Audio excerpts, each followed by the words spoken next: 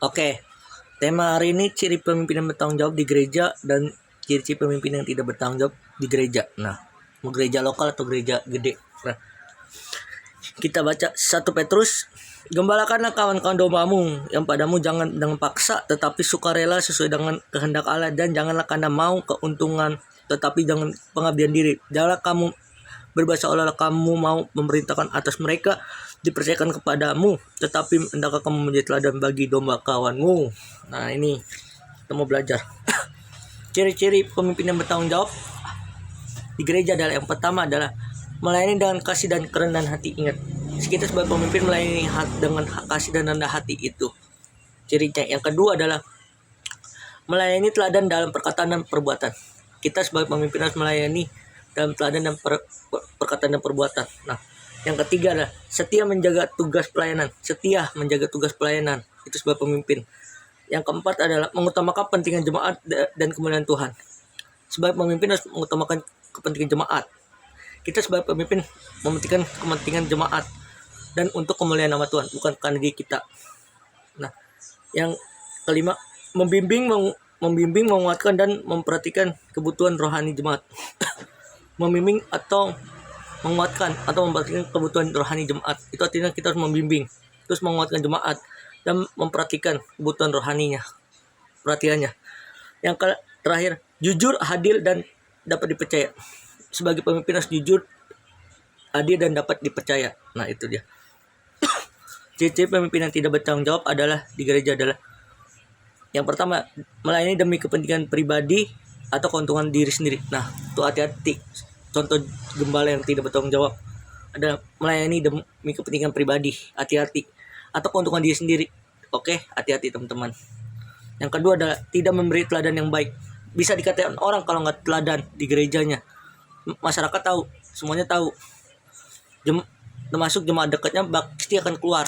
Gereja itu tidak akan bertumbuh kalau tidak menjadi teladan. Yang ketiga, mengabaikan tugas dan tanggung jawab pelayanan. Apalagi mengabaikan tugas dan tanggung jawab pelayanan, itu hati-hati teman-teman. Yang keempat, bersikap sombong dan ingin berkuasa atas jemaat. Nah, hati-hati bersikap sombong. Kalau gereja yang tidak bertumbuh itu bersikapnya sombong, terus tidak ada tanggung jawab, seperti menguasai jemaat. Yang kelima, tidak peduli terhadap kebutuhan dan pergumulan jemaat. Artinya tidak peduli kebutuhan jemaat. Nah, itu nggak boleh. Menyalahkan guna kepercayaan yang diberikan, itu hati-hati, menyalahkan guna kepercayaan yang diberikan jemaat. Nah, itu dia.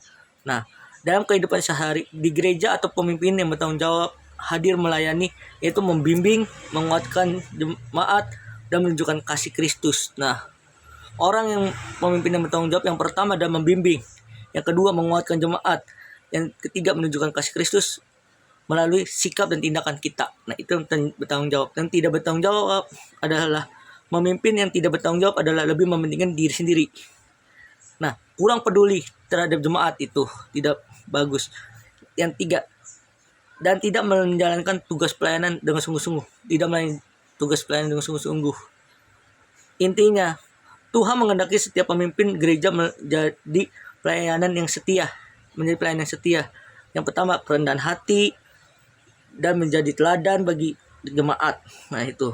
Kalau yang pemimpin bertanggung jawab itu kerendahan hati dan menjadi teladan untuk jemaat. Yang kedua, pemimpin yang bertanggung jawab adalah membawa pertumbuhan rohani.